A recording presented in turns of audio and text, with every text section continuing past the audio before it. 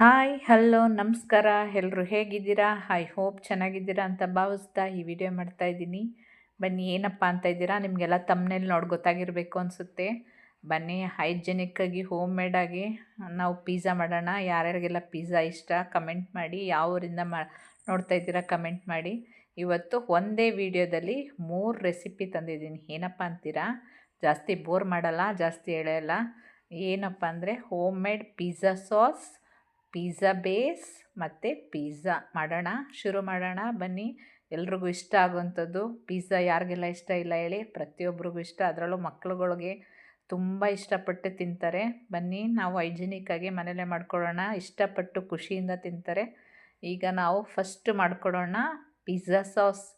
Pizza ಸಾಸ್ಗೆ medium size 4 tomato, 2 medium size ಈರುಳ್ಳಿ, Guntur plus Byadgi ಮೆಣಸಿನ್ಕಾಯಿ. ಗುಂಟೂರು ಕಮ್ಮಿ ಹಾಕ್ಕೊಳ್ಳಿ, ಬ್ಯಾಡಗಿ ಮೆಣಸಿನ್ಕಾಯಿ ಜಾಸ್ತಿ ಹಾಕ್ಕೊಳ್ಳಿ, ಕಲರ್ ಚೆನ್ನಾಗಿ ಬರುತ್ತೆ.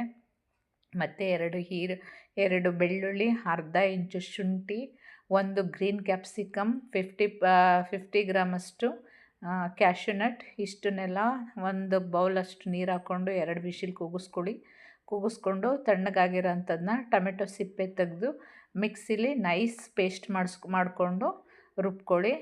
ನೋಡಿ ಎಷ್ಟು ನೈಸ್ ಪೇಸ್ಟ್ ಆಗಿದೆ. ಇದನ್ನು ಒಂದು ಪ್ಯಾನಲ್ಲಿ ಬಟರ್ ಹಾಕ್ಕೊಂಡು ರುಬ್ಬಿರೋ ಅಂಥ ಮಸಾಲೆ ಹಾಕ್ಕೊಳ್ಳೋಣ.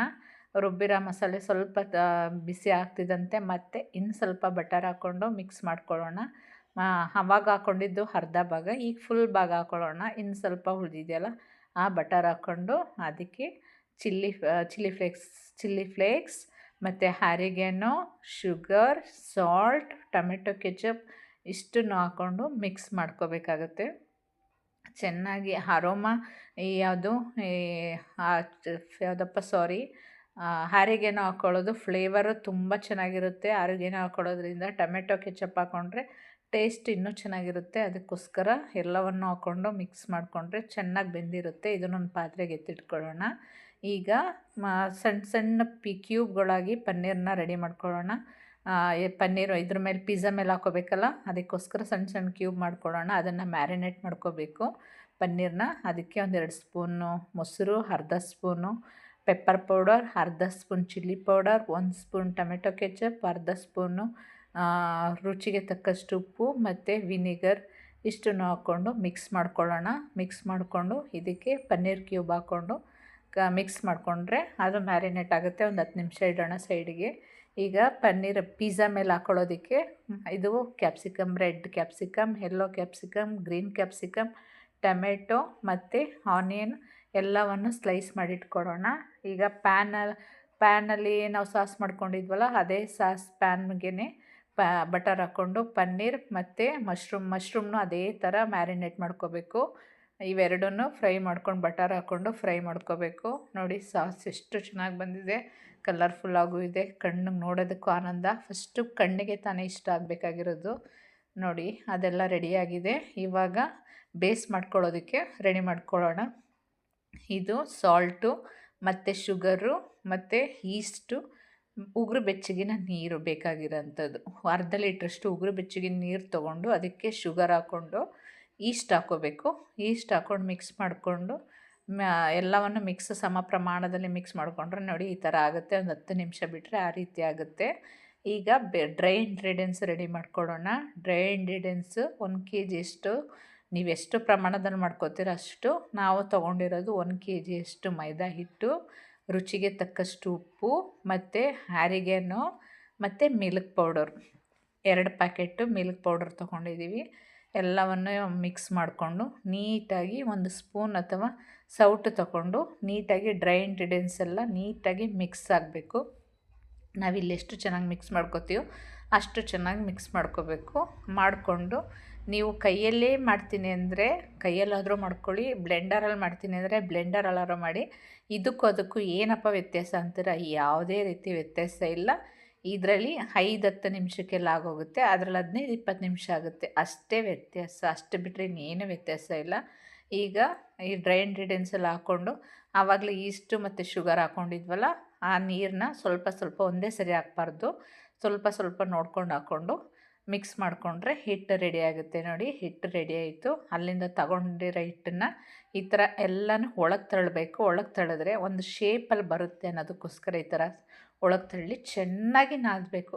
ನೀವೆಷ್ಟು ಚೆನ್ನಾಗಿ ನಾದುತ್ತೀರೋ ಅಷ್ಟು ಚೆನ್ನಾಗಿ ಬರುತ್ತೆ. ಈಗ ನಾದಿರೋಂಥದ್ದಕ್ಕೆ ಆಲಿವ್ ಆಯಿಲ್ ಅಥವಾ ಬಟರ್ ಹಾಕಿ ಮುಚ್ಚಿಡಬೇಕು. ನೋಡಿ ಮುಚ್ಚಿಟ್ಟು 1 ಅವರ್ ಆದಮೇಲೆ ಎಷ್ಟು ಡಬಲ್ ಆಗಿದೆ ಹಿಟ್ಟು. ಈ ಥರ ಡಬಲ್ ಆಗುತ್ತೆ, ಅದ್ಭುತವಾಗಿ ಬರುತ್ತೆ. ಆ ಡಬಲ್ ಆಗಿರೋ ಹಿಟ್ಟನ್ನು 2 ಪಾರ್ಟ್ ಮಾಡಿಕೊಂಡು ನೀವು ಯಾವ ಸೈಜಲ್ಲಿ ಮಾಡ್ತೀರೋ ಆ ಸೈಜಲ್ಲಿ ನೋಡ್ಕೊಂಡು ತೊಗೊಳ್ಳಿ. ಅದನ್ನು ಈ ಥರ ಶೇಪಲ್ಲಿ ತಿರುಗಿಸಿದ್ರೆ ಒಂದು ರೌಂಡ್ ಶೇಪಲ್ಲಿ ಬರುತ್ತೆ. ಈಗ ಟ್ರೇಗೆ ನಾವು ಆಯಿಲ್ ಹಚ್ಕೋತಾ ಇದ್ದೀವಿ. ನಾವು ಚಿಕ್ಕ ಸೈಜ್ ಮತ್ತು ದೊಡ್ಡ ಸೈಜ್ ಎರಡನ್ನೂ ಮಾಡ್ತಾಯಿದ್ದೀವಿ. ಈ ಥರ ಈ ಜೋಳದ ರೊಟ್ಟಿ ತಡ್ತಾರಲ್ಲ ಆ ಥರ ತಿರುಗಿಸ್ಕೋಬೇಕು. ಏನಿಲ್ಲ, ಕೈಯಲ್ಲಿ ಈ ಥರ ತಿರುಗಿಸ್ತಾ ಇದ್ರೆ ಸ್ಮೂತಾಗಿರುತ್ತೆ, ತುಂಬ ಚೆನ್ನಾಗಿ ಬರುತ್ತೆ. ಅದು ತಿರುಗಿಸಿದ ನಂತರ ಲಟ್ಟಣಿಗೆಲಿ ಸ್ವಲ್ಪ ನೀವು ಹಿಂಗೆ ಒತ್ತಿದ್ರೆ ಸಾಕು, ಪ್ರೆಷರ್ ಕೊಡಬಾರ್ದು, ಲೈಟಾಗಿ ಪ್ರೆಸ್ ಮಾಡಿದ್ರೆ ಸಾಕು. ಮಧ್ಯದಲ್ಲಿ ತೆಳುವಿರಬೇಕು, ಸುತ್ತ ದಪ್ಪ ಇರಬೇಕಷ್ಟೇ. ಯಾಕೆಂದರೆ ಸುತ್ತ ದಪ್ಪ ಇದ್ದರೆ ಸರಿ ಹೋಗುತ್ತೆ. ಈಗ ನಾವು ನೋಡಿ ಇದು ಮಾಡ್ತಿರೋದು ಬಿಗ್ ಸೈಜ್ ಪಿಜ್ಜಾ. ಅದನ್ನು ಕೂಡ ಟ್ರೇಗೆ ಹಾಕೊಳ್ಳೋಣ. ಅದಕ್ಕೂ ಗ್ರೀಸ್ ಮಾಡ್ಕೊಂಡಿದ್ದೀವಿ. ಅದಕ್ಕೆ ಎಲ್ಲದಕ್ಕೂ ಸುತ್ತ ಪ್ರೆಸ್ ಮಾಡಿಕೊಂಡು ಇದಕ್ಕೆ ಆಯಿಲ್ ಅಥವಾ ಆಲಿವ್ ಆಯಿಲ್ ಅಥವಾ ಬಟರ್ ಹಾಕ್ಕೊಂಡು ಬ್ರಷ್ ಮಾಡ್ಕೊಳ್ಳಿ. ಬ್ರಷ್ ಮಾಡಿಕೊಂಡು ಎಲ್ಲ ಕಡೆ ಪ್ರೆಸ್ ಮಾಡಿ ನಂತರ ಒಂದು ಸ್ಪ್ರೋಕ್ ಅಥವಾ ಚಾಕುನಿಂದ ಈ ಥರ ಚುಚ್ಕೊಳ್ಳಿ. ಹುಬ್ಕೊಂಡು ಬರಬಾರ್ದು ಮಧ್ಯದಲ್ಲೆಲ್ಲ ಅಂತ. ಪೂರಿ ಥರ ಹುಬ್ಬುತ್ತಲ್ಲ ಆ ಥರ ಹುಬ್ಬಾರ್ದು ಅಂತ ಈ ಥರ ಚುಚ್ಚೋದು. ಮತ್ತು ನಾವೇನು ಹಾಕ್ತೀವಿ ಸಾಸ್ ಅದೆಲ್ಲ ಅದಕ್ಕೆ ಚೆನ್ನಾಗಿ ಹಿಡಿಯುತ್ತೆ ಅನ್ನೋದಕ್ಕೋಸ್ಕರ ಈ ಥರ ಚುಚ್ಕೊಳ್ಳೋದು. ನಾವು ಮಾಡಿ ಇಟ್ಕೊಂಡಿರೋ ಅಂಥ ಸಾಸ್ ಇದಕ್ಕೆ ಹಾಕ್ಕೊಂಡು ಎಲ್ಲ ಕಡೆ ನೀಟಾಗಿ ಸ್ಪ್ರೆಡ್ ಮಾಡ್ಕೋಬೇಕು. ಒಂದು 4-5 ಸ್ಪೂನ್ ಹಿಡಿಯುತ್ತೆ ಅನಿಸುತ್ತೆ, ಯಾಕೆಂದರೆ ಬಿಗ್ ಸೈಜಲ್ಲಿ ಇದೆಯಲ್ವಾ, ಅದರಿಂದ 4-5 ಸ್ಪೂನ್ ಹಿಡಿಯುತ್ತೆ. ಎಲ್ಲ ಕಡೆ ನೀಟಾಗಿ ಸ್ಪ್ರೆಡ್ ಮಾಡ್ಕೋಬೇಕು. ಫುಲ್ ತುದಿವರೆಗೂ ಹಚ್ಕೋಬಾರ್ದು, ಸ್ವಲ್ಪ ಗ್ಯಾಪ್ ಬಿಟ್ಟು ಹಚ್ಕೋಬೇಕು. ಎಲ್ಲ ಕಡೆ ನೀಟಾಗಿ ಸಮನಾಗಿ ಸ್ಪ್ರೆಡ್ ಮಾಡ್ಕೊಂಡು ಬಂದರೆ ರೆಡಿ ಆಗುತ್ತೆ ಇದು. ಈಗ ಇದಕ್ಕೆ ಮೊಝರೆಲ್ಲಾ ಚೀಸ್ ಅಂತ ತುರಿದಿರೋದಾರು ಸಿಗುತ್ತೆ, ಇಲ್ಲ ಕ್ಯೂಬ್ಸ್ ಥರ ಸಿಗುತ್ತೆ, ಅದನ್ನಾದರೂ ಸರಿ. ನೀವು ಅದನ್ನು ತಂದರೆ ನೀವು ಮನೇಲಿ ತುರಿದು ಹಾಕ್ಕೊಳ್ಳಿ. ಅದು ತುರಿದಿರೋದು ರೆಡಿದೆ ತಂದರೆ ನೀವು ಈ ಥರ ಸ್ಪ್ರೆಡ್ ಮಾಡ್ಕೋಬೋದು. ಈಗ ಇದಕ್ಕೆ ಮೊಝರೆಲ್ಲಾ ಚೀಸ್ನ ನೀವೆಷ್ಟು ಹಾಕೋತೀರೋ ಅಷ್ಟು ಅದ್ಭುತವಾಗಿ ಬರುತ್ತೆ. ಒಂದು 100 ಗ್ರಾಮಷ್ಟು ಅಂದ್ಕೊಳ್ಳಿ. ಈ ಥರ ಎಲ್ಲ ಕಡೆ ಉದುರಿಸ್ಬೇಕು. ಎಷ್ಟು ಚೆನ್ನಾಗಿ ಹಾಕ್ತೀರೋ ಅಷ್ಟು ಚೆನ್ನಾಗಿ. ಈ ಥರ ಹಿಂಗೆ ಎಳೆದ ತಕ್ಷಣ ರಬ್ಬರ್ ಥರ ಬರುತ್ತಲ್ವ, ಆ ಥರ ಬರುತ್ತೆ. ಆ ಥರ ಬಂದಾಗ ಖುಷಿಪಟ್ಟು ಮಕ್ಕಳು ಖುಷಿಯಿಂದ ತಿಂತಾರೆ. ಎಲ್ಲರೂ, ಮಕ್ಕಳೇ ಅಂತಲ್ಲ, ಎಲ್ಲರೂ ಖುಷಿಯಿಂದ ತಿಂತಾರೆ. ಅದಕ್ಕೋಸ್ಕರ ಜಾಸ್ತಿ ಹಾಕ್ಕೊಳ್ಳಿ, ಚೆನ್ನಾಗಿರುತ್ತೆ ಟೇಸ್ಟ್ ವೈಸು. ಇದಕ್ಕೆ ನಾವು ಆಗಲೇ ರೆಡಿ ಮಾಡಿ ಇಟ್ಕೊಂಡಿದ್ವಲ್ಲ ಕ್ಯಾಪ್ಸಿಕಮ್, ಪನ್ನೀರ್ ಎಲ್ಲ ಕ್ಯೂಬ್ಸ್ ಮಾಡಿ ಇಟ್ಕೊಂಡಿದ್ವಲ್ಲ, ಅದನ್ನು ಎಲ್ಲ ಕಡೆ ಹಾಕ್ಕೊಂಡು ಬನ್ನಿ. ಮನೇಲಿ ಮಾಡ್ತಿರೋದ್ರಿಂದ ಹೆಚ್ಚು ಕಮ್ಮಿ ಹಾಕಬೇಕು, ಜಾಸ್ತಿ ಹಾಕ್ಬೇಕಂತ ಏನಿಲ್ಲ. ಚೆನ್ನಾಗಿ ಹಾಕ್ಕೊಳ್ಳಿ.